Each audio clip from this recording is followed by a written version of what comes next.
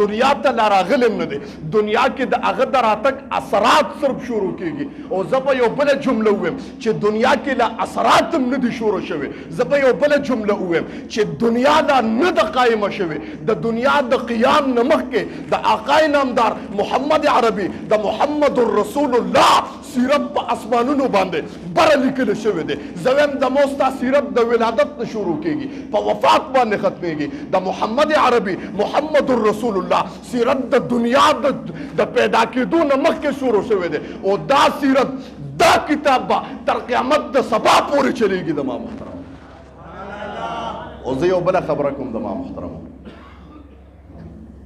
چې داسې شخص چې د هغه د راتلو پیشنګویي الله په تورات زبور انجیل کې کړي دي انبیاءو ته چې ثم جاءکم رسول، ټول انبیاء برادي ثم جاءکم رسول. الله فرمایي بیا به دې کې زما یو نیازبین در باندې راځي چې هغه محمد رسول الله دی. ټول وایي صلی الله علیه وسلم ثم جاءکم رسول. او زه به یو خبره وکړم چې د نبی رسول الله مبارک چې څومره انبیاء دي او قرآن تورات زبور انجیل کې خطاب کړی دی، نو قرآن کې ورته الله فرمایي یا آدم یا آدم یا نوح یا لوط راغلی دی. قرآن کې ورته الله نمونه علی تذکره ده.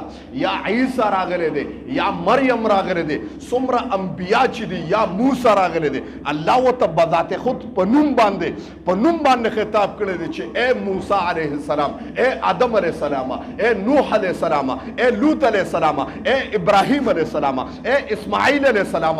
لیکن په انبیاءو کې واحد یو شخص دی. زما رب وی قسم دې زه رب نوم نه علم ماته دومره عزیز دی که زه د هغه نوم علم نو نوم اغستی نشم، او که علم نو نوم یې په څه باندې علم. یا ایها النبیو د محمد نوم رانغی. یا ایها النبیو قرآن کې فرمای. یا ایها الرسول راغلی دی. یا ایها المزمل راغلی دی. یا ایها المدثر راغلی دی.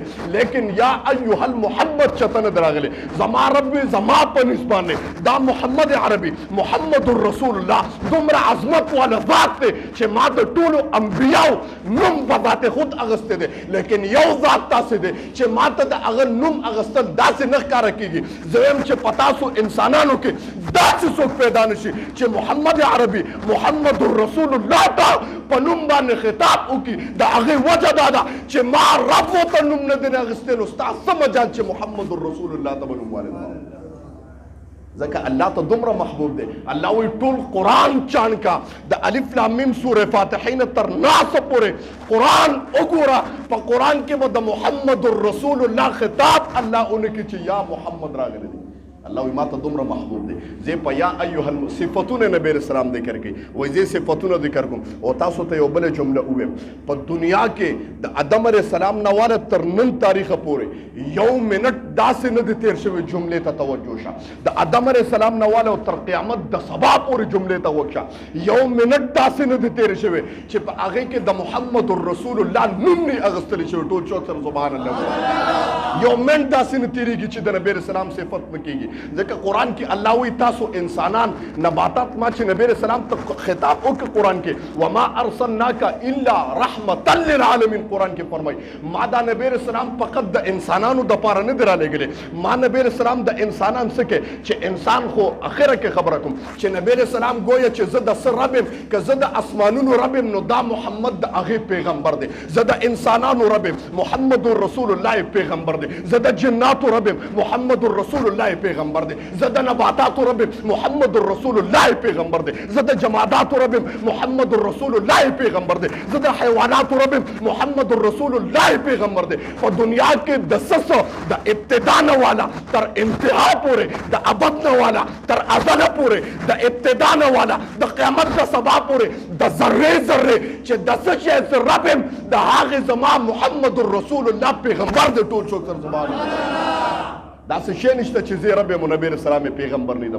ځکه آدم علیه السلام راغی خپل قوم ته پیغمبر و، جناتو ته نباتاتو ته پیغمبر نو. عیسی علیه السلام، موسی علیه السلام، ابراهیم علیه السلام، لوط علیه السلام، نوح علیه السلام، څومره انبیا راغلي دي. فقط خپل امت ته انبیا و چې د هغې دپاره انبیا و. لیکن عیسی علیه السلام پیغمبر دی، دین منسوخ شو. زمونږ پیغمبر داسې پیغمبر دی چې هغه د پیغمبرانو پیغمبر دی. بیا ټول څوک سره سبحان الله. یا صلوات